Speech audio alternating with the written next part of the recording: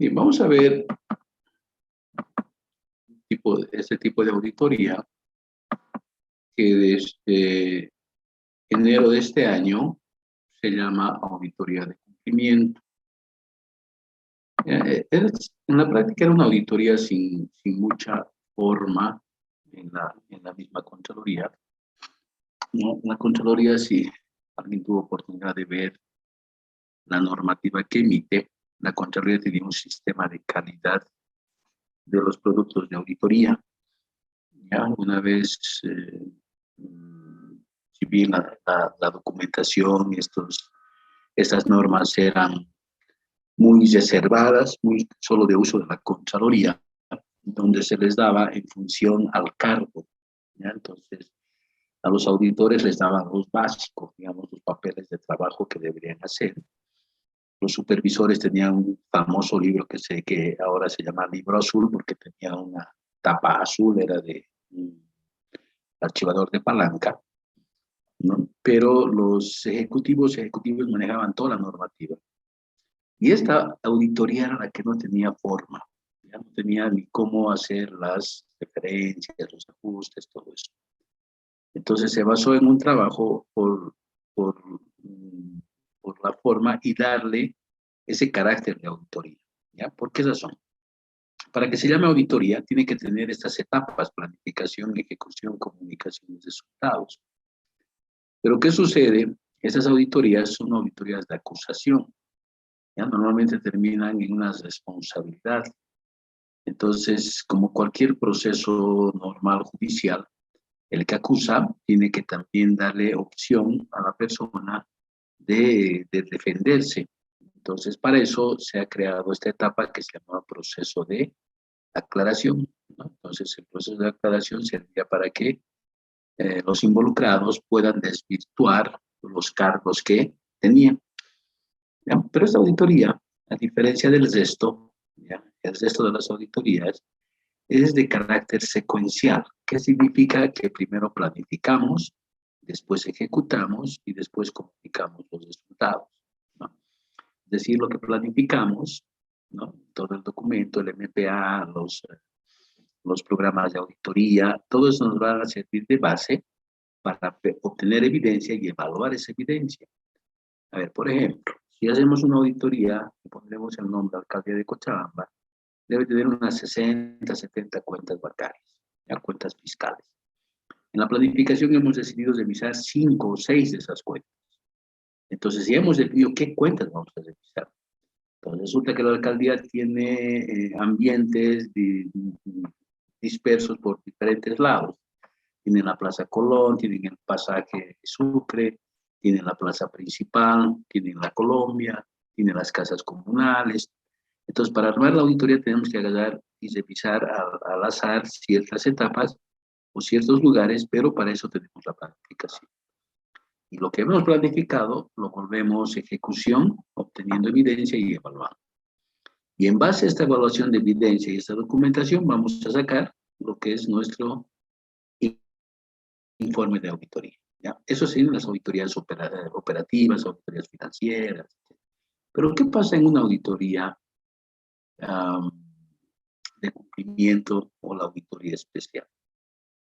Si bien tiene estas bases de planificación, ejecución y comunicación de resultados, el orden no se respeta. Por ejemplo, les doy el caso del banco, ¿no?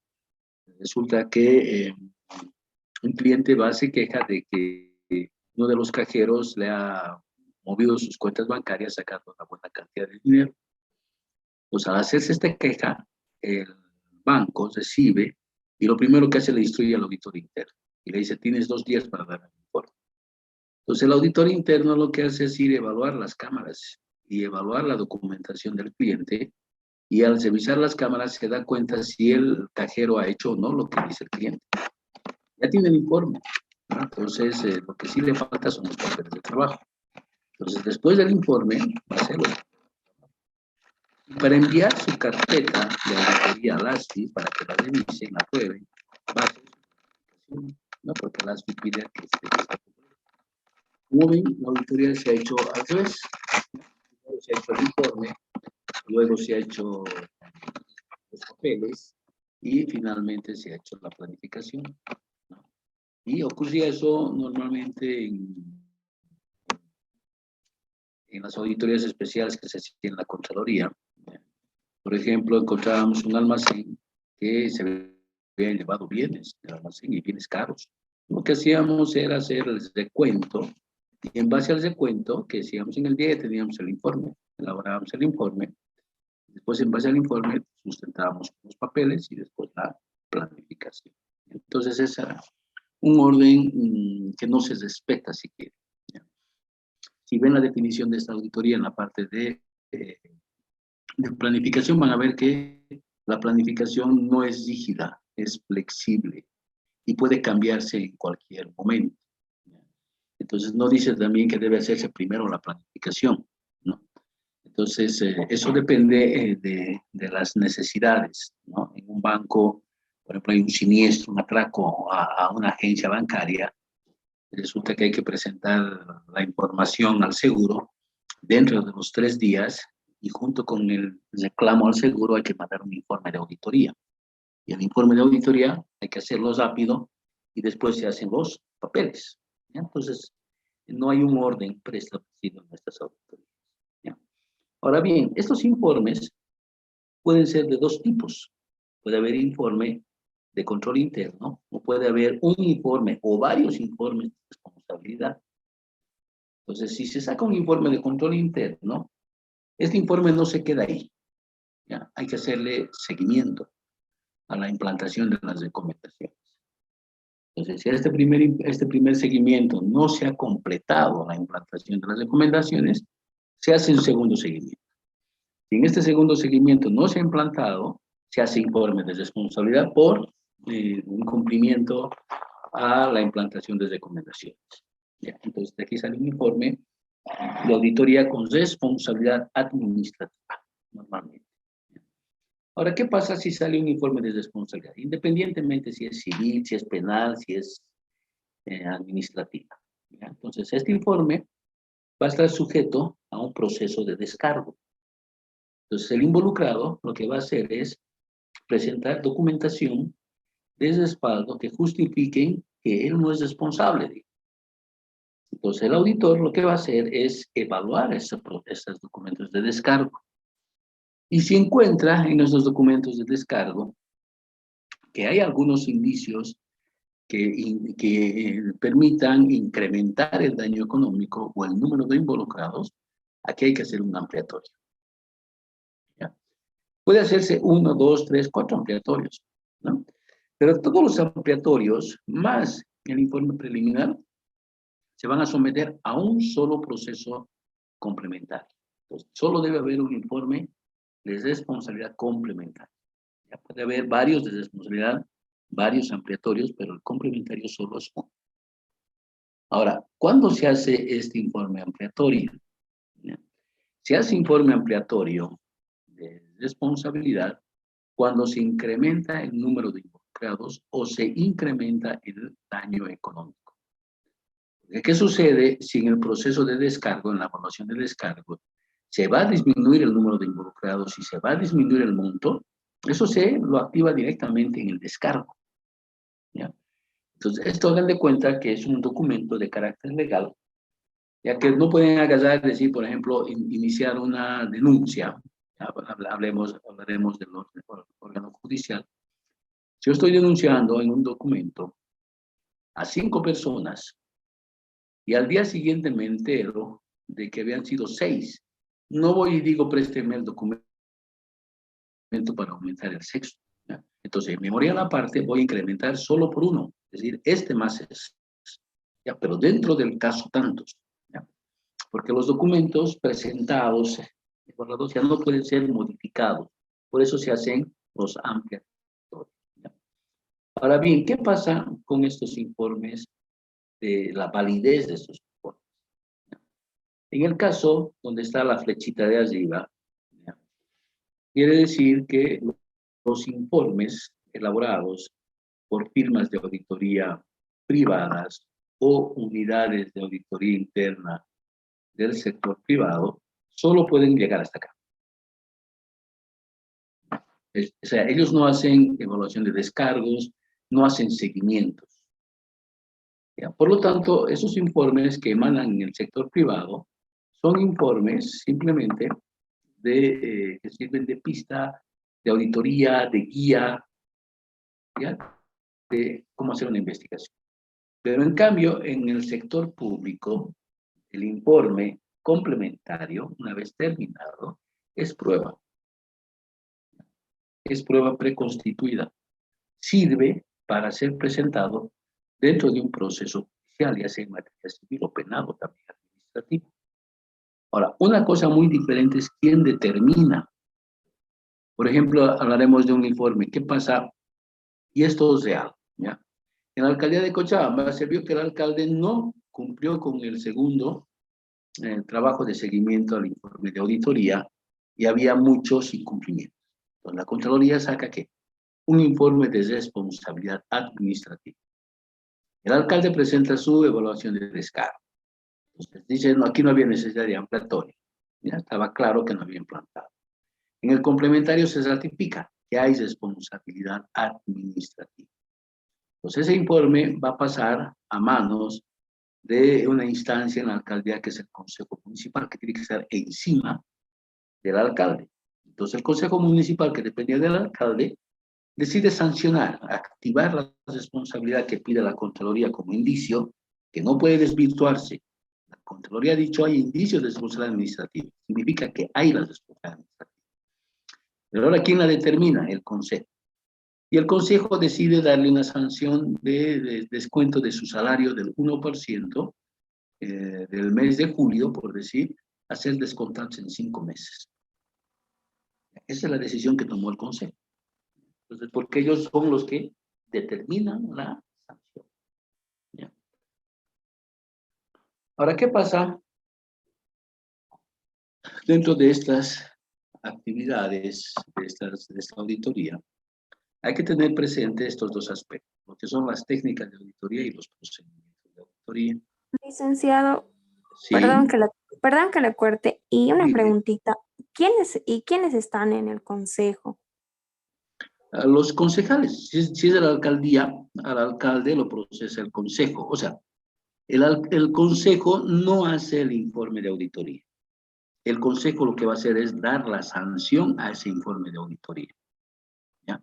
Por ejemplo, en el caso de leyes en Cochabamba, eran 2 informes de la Contraloría que decían que había que sancionar al alcalde administrativamente, ¿ya? Por algunos contratos en materia de seguros, ¿ya? Y el consejo que ha determinado suspenderlo por un mes. Si máximo se puede suspender por un mes, y lo han suspendido a ellos por un mes, al alcalde. ¿Ya? Y cuando estaba ya por cumplir el mes, le han encontrado otro informe de responsabilidad administrativa que sacó la Contraloría y dijeron, le vamos a sancionar por otro mes. ¿Ya? Entonces, ¿quién determina eso? Es el consejo. Pero si fuera de un empleado, digamos, del 5º nivel para abajo, ese informe de auditoría lo va a ver la autoridad sumariante. Y la autoridad sumariante es el que va a determinar la sanción. ¿Ya? Entonces, en el consejo, ¿quién va a ver esto? Los concejales. En el caso del alcalde. Y si son subfuncionarios del 5º nivel para abajo, ¿quién va a ver esto? Es el abogado sumariante directamente. ¿Ya? Así funciona. Esa era la pregunta. Sí, licenciado, gracias. Okay. ¿Ya? Entonces hay que ver que estas auditorías, como les decía, son diferentes al resto, porque estas auditorías, los papeles, el informe, va a servir de prueba para un proceso. ¿Ya? Entonces hay que tomar en cuenta que son las técnicas. Las técnicas de auditoría, dice, son los métodos usados por el auditor para recolectar evidencia. Los ejemplos incluyen, entre otras, la revisión de la documentación, entrevistas, cuestionarios, análisis de datos y la observación física. En cambio, los procedimientos es el conjunto de técnicas, ya que aplica el auditor en forma secuencial. Por eso, los programas de auditoría o los programas de trabajo son procedimientos de auditoría, porque están en secuencia lo que va a hacer el auditor. ¿Ya? Entonces, para hacer este tipo de auditoría hay que tomar en cuenta lo siguiente. ¿Ya? Ese es el proceso de una auditoría común y corriente. financiera, operativa. Las etapas de la auditoría. Planificamos ¿para qué? Para tomar conocimiento de la entidad, de su entorno, para hacer el MPA. Hacemos una evaluación del control interno, hacemos una valoración de los riesgos inherentes, de detección, del riesgo de auditoría, que es la suma de los tres. Luego determinamos la importancia relativa, es decir, la significatividad. El enfoque de auditoría es respuesta a los riesgos y elaboramos los programas de auditoría. ¿Qué vamos a sacar en esta etapa? El MPA, los programas de trabajo y los cuestionarios de control interno. Nos vamos a la segunda etapa, después de la planificación, y es a la aplicación de los procedimientos de auditoría. Es decir, lo que hemos definido en esta parte de actividades, si hemos sacado este cuestionario de control y estos programas de trabajo, en la parte de actividades lo que hacemos es aplicar esto. Y lo que hacemos es obtener evidencia competente y suficiente. ¿Qué hacemos acá? Tenemos la evidencia de auditoría y los papeles de trabajo. Y finalmente viene la conclusión y comunicación de resultados. Evaluamos el cumplimiento de las normas de auditoría, evaluamos los hallazgos de auditoría. En el tema de financiera hacemos el efecto que tendría las observaciones en los estados financieros, es decir, los asientos de ajuste que podrían surgir, ¿ya? Y ver su efecto ahí. Hacemos el impacto de las limitaciones, que es lo que no hemos podido ver, y hacemos los informes, ¿no? ¿Qué vamos a sacar en financiera? Un dictamen, el informe de control interno y otros tipos de informes, dependiendo para qué fines es. Si es para impuestos, vamos a sacar el dictamen tributario y los procedimientos tributarios. Pero eso es en general un proceso de auditoría. Pero ¿qué pasa en un proceso de auditoría donde ya tenemos que relacionar con el tema de la auditoría de cumplimiento? Al margen de estas tres etapas, que normalmente se mencionan en todos los libros de auditoría, normalmente hay que considerar un aspecto antes, que se llaman actividades previas. Entonces, ¿qué pasa? Les doy un ejemplo. En el mes de marzo se ha llevado a cabo las asambleas de las cooperativas de ahorro y crédito. En esta asamblea han decidido nombrar un auditor, pero el auditor va a ser la auditoría del año 2022. ¿Cuándo va a ser esa auditoría? En enero del 2023. Pero que lo estamos contratando ahora. Entonces, ahora ese auditor lo que va a ir haciendo es organizar su auditoría, ¿ya? Es decir, va a ver el tema de la suscripción del contrato, va a conformar su equipo, le va a pedir al auditado que le dote de ambientes, le va a pedir que le dote de armarios, computadoras, y le va a pedir hacer circularizaciones desde el mes de noviembre, porque estas cosas tardan, ¿ya? Y va a tener gente que se va a encargar de hacer el levantamiento de normas y disposiciones legales para armar el legajo permanente. ¿Cuándo lo va a hacer eso? A partir de ahora, ¿ya? Durante estos meses, hasta el mes de diciembre, todo va a ser actividades previas. Pero el momento que le entreguen el balance general, ¿no? O el estado de situación patrimonial, así se llama, a partir de ese momento es el orden de proceder, ¿ya? Antes era actividades previas, ¿no? O en el tema del sector público, por ejemplo, se llama acta de inicio de auditoría. ¿Qué significa esto? Que, por ejemplo, en impuestos van al domicilio de un contribuyente, de una empresa, y dicen, vamos a empezar la fiscalización. El contribuyente normalmente dice, no tengo espacio, no tengo tiempo, y vuelvan mañana, ¿ya? Entonces, vuelven al día siguiente y dicen, vamos a empezar la fiscalización hoy. Le hacen firmar al contribuyente un orden de inicio de auditoría, o el acta de inicio de la fiscalización, ¿ya? Eso es en condiciones casi normales. Pero ¿qué pasa con temas de una auditoría de cumplimiento? Todo esto es sorpresivo, ¿ya? Por ejemplo, cuando la Contraloría quería hacer una auditoría financiera en la gobernación o en la alcaldía, en el mes de octubre le mandaba la carta al alcalde o al gobernador. Le decía, vamos a hacer auditoría el 31 de diciembre. Y queremos que para esas fechas, ¿ya?, todos los dineros que están en efectivo se los depositen en cuentas bancarias. No queremos hacer arqueo. Queremos que los inventarios sean revisados nuevamente porque vamos a hacer una revisión al azar. En otras palabras, le estamos hablando de que nos consensuamos cómo vamos a trabajar. Le pedimos un buen ambiente, si era el caso de la Contraloría, pedí un buen ambiente, ¿ya?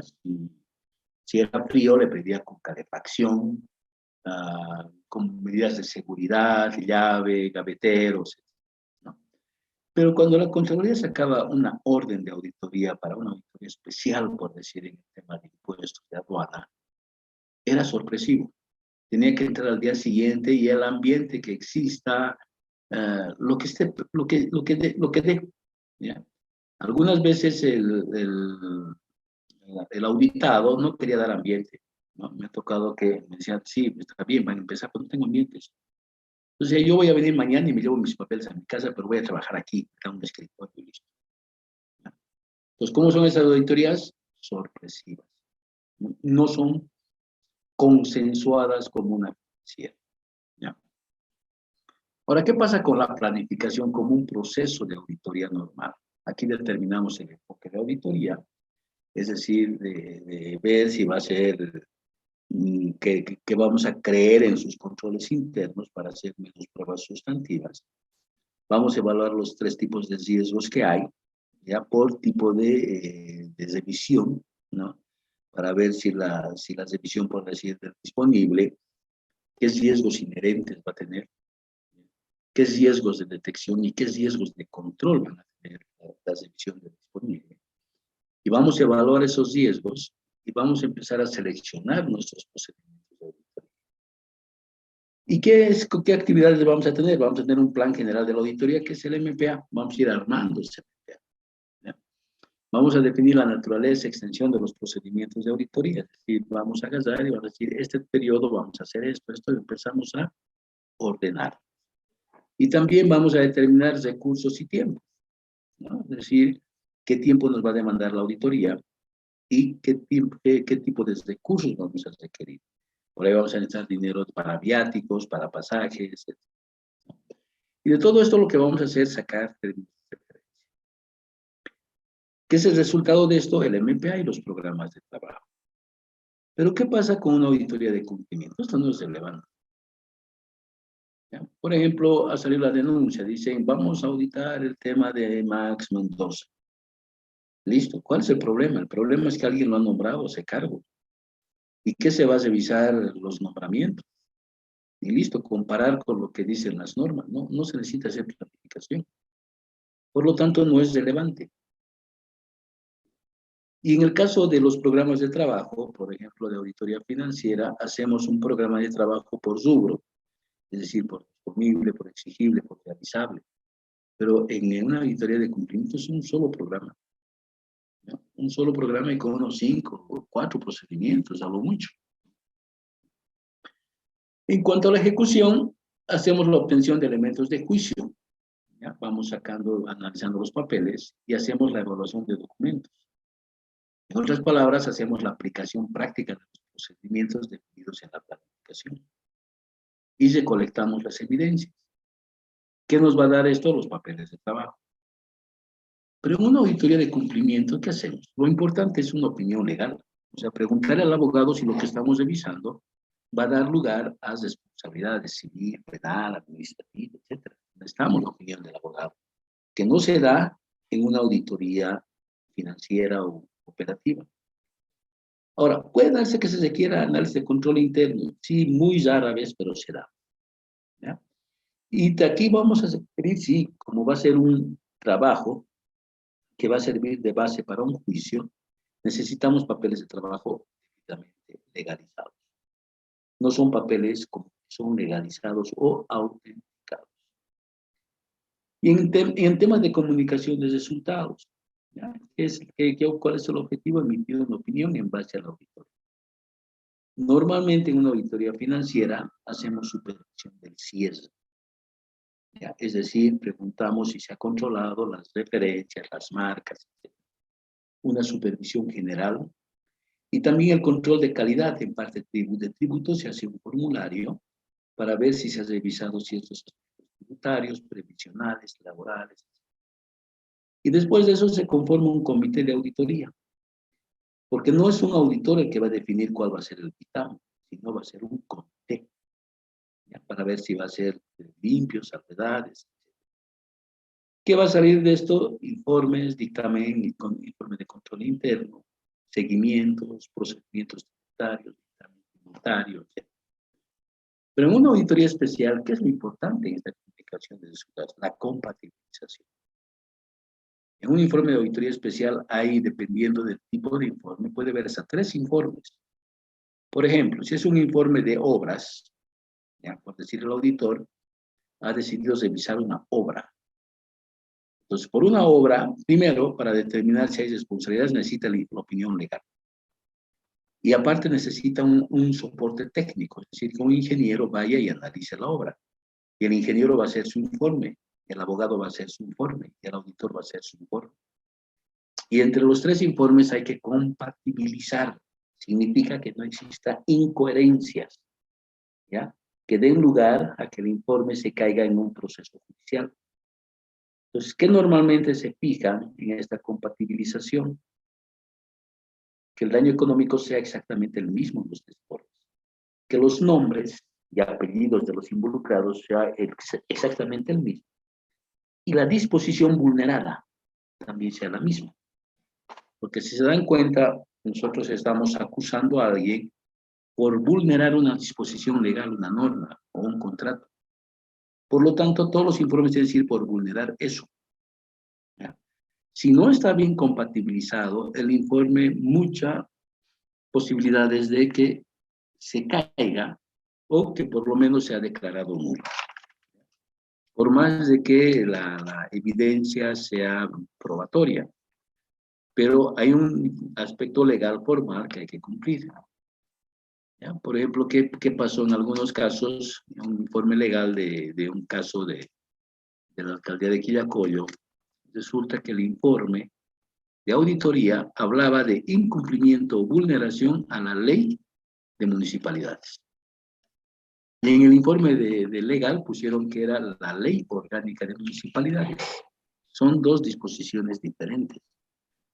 Entonces, cuando se notifica al alcalde, el alcalde lo primero que ve dice, en materia legal tengo que defenderme de una ley, y en materia de auditoría con otra ley.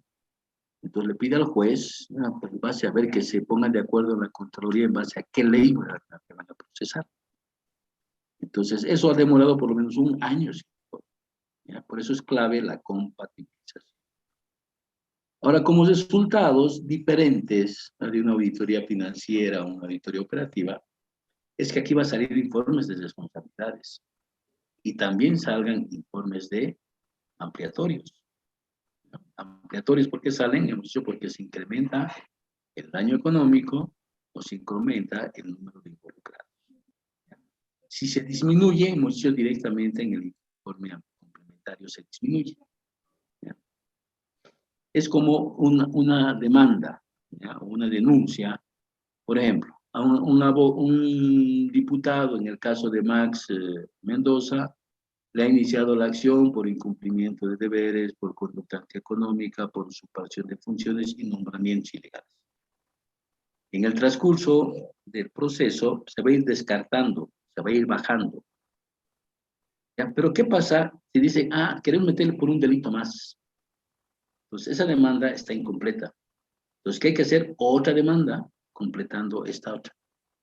Lo mismo es el informe ampliatorio. ¿Ya? Entonces, en el informe preliminar se han determinado ciertos hechos, pero dicen, había faltado esto, entonces hay que hacer un ampliatorio. Pero si en ese informe se ha detectado muchas cosas que no habían sido ciertas, se puede ir descargando, ¿ya? Como en el caso de esa denuncia, por ejemplo, donde le dicen, pero ¿por qué nombramiento ilegal a mí? Yo no me he nombrado, me han nombrado. Entonces, para él no hay nombramiento ilegal. Entonces, ese delito hay que descartar, ¿ya? Y finalmente está el proceso de aclaración. Entonces, ¿qué se hace en este proceso de aclaración? Se hace la valoración de documentos justificativos, es decir, las aclaraciones y descargos y justificativos que presentan los involucrados. Entonces, ¿qué se hace acá? Se hace el análisis de documentos técnicos y se hace el análisis de documentos legales. Entonces, ¿qué va a salir de esto? Un informe complementario. ¿Ya? Y de ese informe complementario es el que se va a juicio. Ahora bien, este informe de auditoría de cumplimiento es diferente entre el sector público y privado. Pero, por ejemplo, vamos a poner el tema de la financiera, ¿ya? Porque es una auditoría que conocemos, digamos, o estudiamos mucho. Entonces, empezando por el título, ¿ya? La auditoría financiera tiene un título común que dice dictamen de la auditoría independiente. Y listo. ¿Ah? Empieza así, dictamen de la auditoría independiente, y viene la carta. En cambio, en la auditoría de cumplimiento, en el sector privado, el formato del título es un formato de memorándum, porque es un documento interno, o sea, no sirve para llevarlo a juicio. Es un documento que va a ser emitido, digamos, por alguien, de Juan Pérez al gerente general, por decir, aprobado por Miguel Lanza, que es el gerente de auditoría, o por el comité de auditoría. Referencia, el título de la auditoría. Puede ser denuncia, señora Juana López. Esa es la referencia. Y el periodo de la revisión. En cambio, en la auditoría de cumplimiento, el formato del título es un encabezado sin un direccionamiento definido. Ya por cuanto no se conoce el destino final del informe, que puede terminar en una sala civil, en la fiscalía, con un abogado sumariante, no sabemos dónde va a terminar el informe. Por lo tanto, alguna vez que se le envió a un juez bajo este formato de tipo memorándum, el juez dijo, no está viniendo a mí ese informe, ¿por qué me están entregando? Dice de Juan Pérez, por decir a Miguel Lanza. Entonces, esto es de Miguel Lanza, no es mío. En cambio, el cambio de ese título se dio más o menos el año 2002, 2003, donde dijeron, no, el título es sin direccionamiento. No vamos a decir para quién es el informe. ¿Ya? Ahora bien, cuando vemos el alcance, la financiera, vamos a ver el tema de la significatividad y vamos a ver el periodo fiscal que vamos a revisar. ¿Ya? Vamos a definir en significatividad qué porcentaje del total activo, qué porcentaje del gasto, qué porcentaje del patrimonio vamos a revisar. ¿Ya? En una auditoría de cumplimiento, el alcance en el sector privado está definido por el denunciante o persona que estudió se realiza la auditoría. Entonces, en el sector privado es rígido, más rígido porque lo define otra persona, ¿no? El auditor. Pues puede ser que el gerente de un banco le diga, ¿sabes qué? Quiero que lo investigues esto y que le hagas la auditoría. ¿Por qué razón? Porque está viendo el tema de, por decir, de usos indebidos de los recursos de los clientes de sus cuentas bancarias. Entonces, ¿qué le está diciendo aquí el denunciante? Que revise el uso indebido de los recursos de sus clientes, ¿no? Entonces, ese alcance nadie lo va a poder desvirtuar. En cambio, en el sector público, ¿ya? El alcance depende de la definición del equipo de auditoría. Porque, a ver, les decía, a ver, el caso de la universidad. El primer informe de los sueldos, de los sobresueldos, abarcaba más de 500 docentes y administrativos. Pues imagínense un proceso de aclaración, 500 descargos, con 500 justificativos, 500 aclaraciones, donde hay que responder uno a uno. Esa auditoría en su proceso de aclaración iba a demorar un montón. Por eso el equipo de auditoría dice que nuestra meta sea solo 100, los 100 más importantes. Listo. ¿Quién ha definido eso? El equipo de auditoría. Periodo. Una financiera se hace por un periodo fiscal. En el caso de entidades financieras, de servicios y comerciales, si es el 31 de diciembre, es el 1 de enero al 30 de diciembre. En cambio, las auditorías de cumplimiento se hace a cualquier fecha de corte. ¿Ya? Igual que en el sector público, tanto público y privado, se hace a cualquier fecha de corte. Respecto a la medición y parámetros, ¿cómo medimos que un dictamen va a ser bueno, malo, con salvedades? Es cómo se ha comportado la contabilidad frente a los principios de contabilidad generalmente aceptados. En cambio, la auditoría de cumplimiento en el sector privado lo hacen en base a normativa interna. ¿Ya?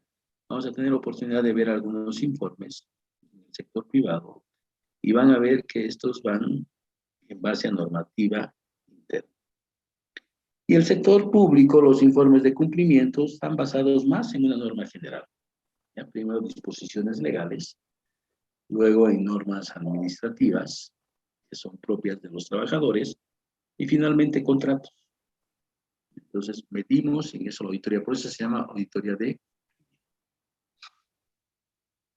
Ahora, ¿en base a qué hacemos esta auditoría? La financiera hacemos en base a las NAGA, en base a las NIC, MIAS, en base a las NAC, normas de auditoría gubernamental.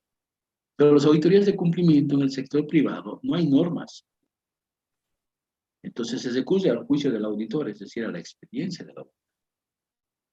Y si es sector público, se lo hace en base a las normas de auditoría gubernamental, ¿no? Que está completamente definido. Respecto a la evaluación del control interno, en la financiera sí o sí hay que evaluar. Primero se evalúa el control interno y después evaluamos la contabilidad.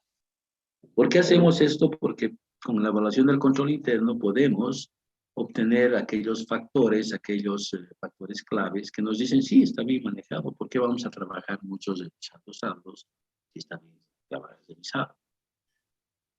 En cambio, en la auditoría de cumplimiento, en el sector privado, no se hace esto.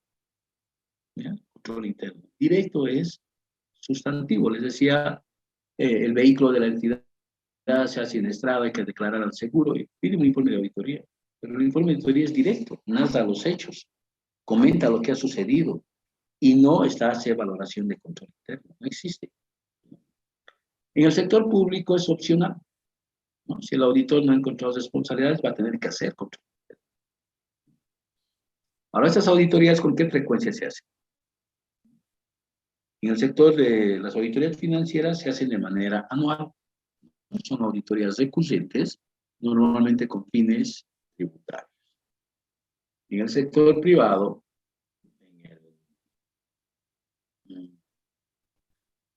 cuando se hacen estas auditorías, en base a instrucciones, en base a denuncias. Es decir, que el gerente pide que se haga la auditoría o pide una denuncia contra alguien, hay que hacer la auditoría. En cambio, en el sector público se hace por denuncia, por indicios de una auditoría financiera, por instrucciones, porque está en el POA, por diferentes motivos.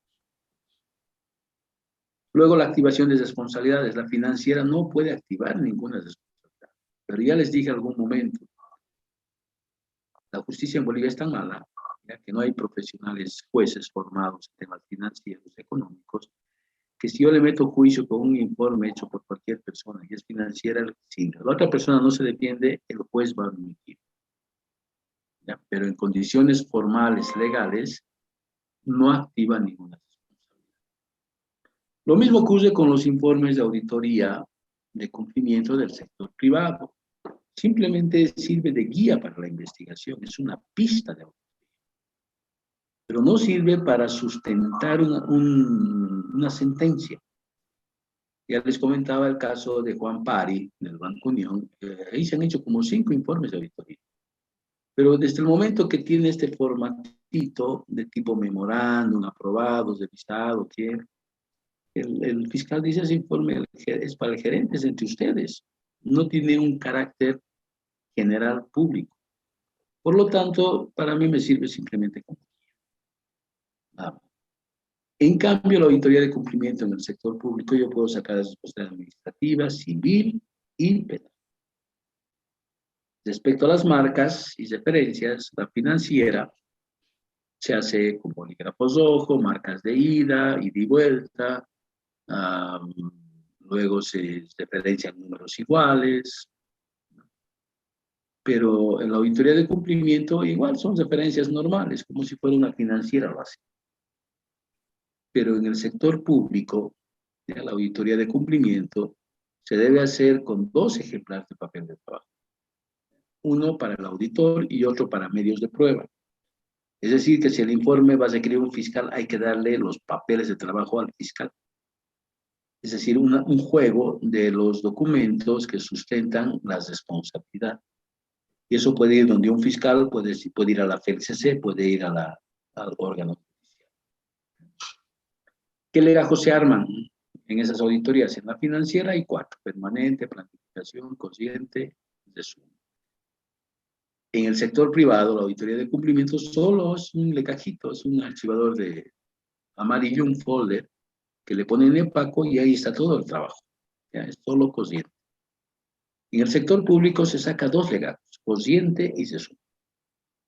Ahora, ¿por qué no hay legajos de planificación? Les digo, porque no es importante.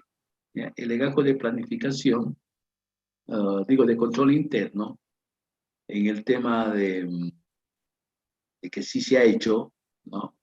Porque va a haber un programa de auditoría, va a haber un MPA, eso se archiva directamente en el legajo consciente. ¿No? Son 2 documentos, o 3 máximo, que se utilizan para la planificación. Y finalmente los encargados. La financiera es exclusiva de auditores o contadores públicos. ¿Ya? No puede hacer otra persona. La auditoría de cumplimiento en el sector privado sí solamente lo pueden hacer los mismos auditores, así, ¿no? Ellos pueden agarrar y llegar a una conclusión. Por ejemplo, resulta que un cheque de una alcaldía ha sido adulterado. Ya se han atrancado los jueces el cheque, lo han emitido y han puesto firmas que son obviamente diferentes a las firmas autorizadas de esa alcaldía. ¿Ya?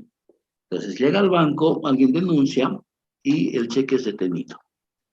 Entonces piden de que se haga una auditoría a dónde y quién ha sustraído ese cheque.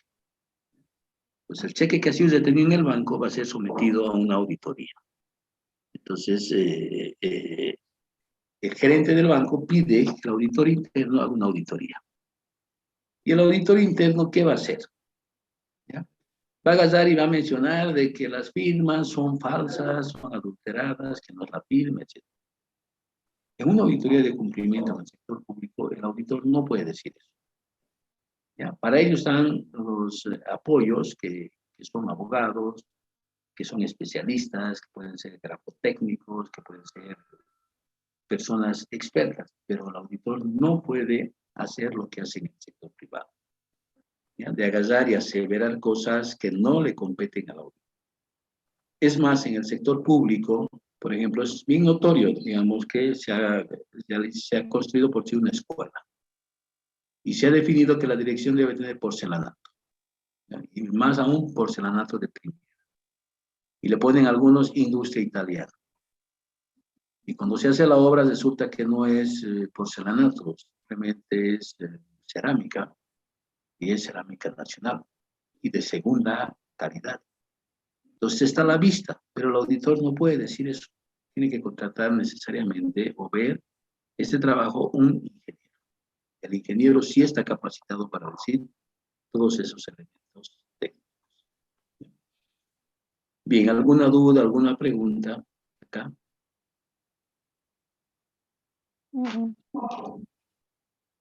Bien, por si acaso, a ver, este día viernes, seguramente por el día maestro, creo que están organizando algunas actividades en la universidad. Y el día lunes es feriado para nosotros, para la universidad, para la parte académica.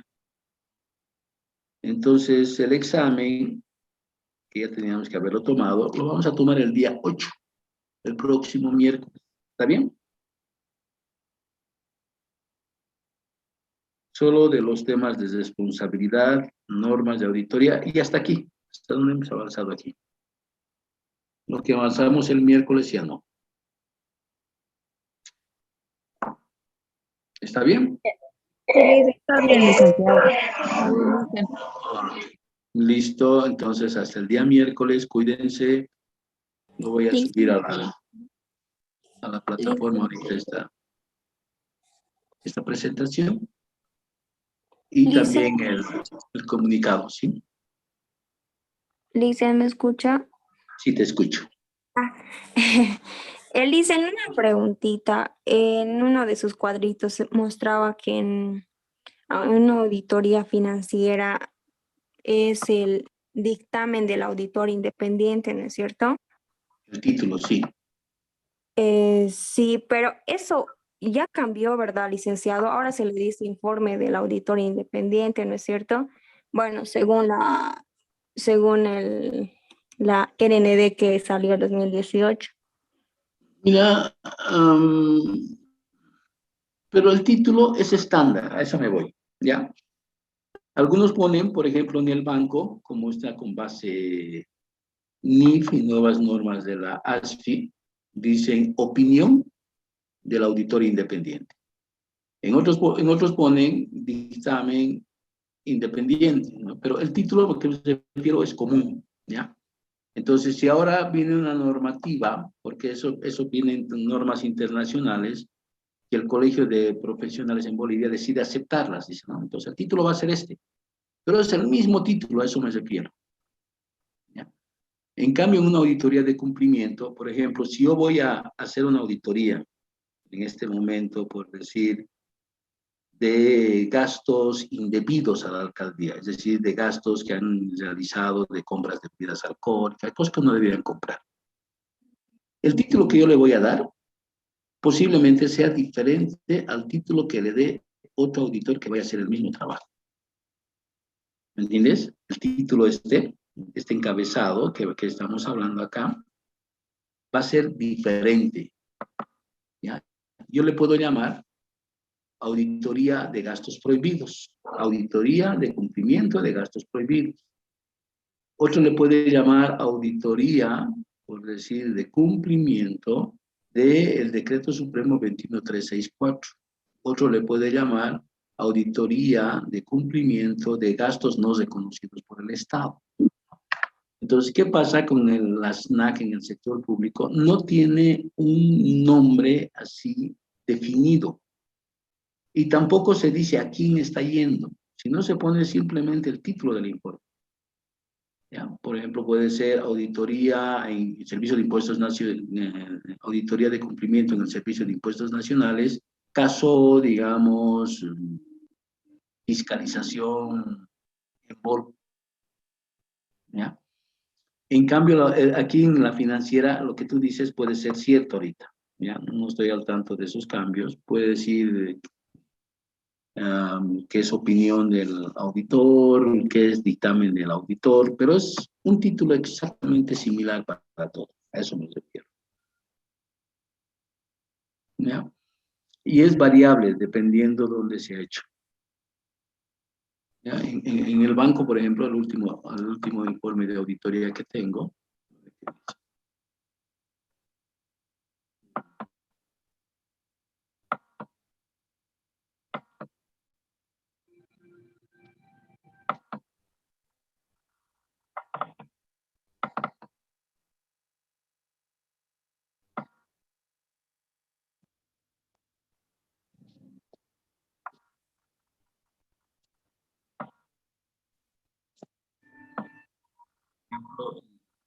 banco,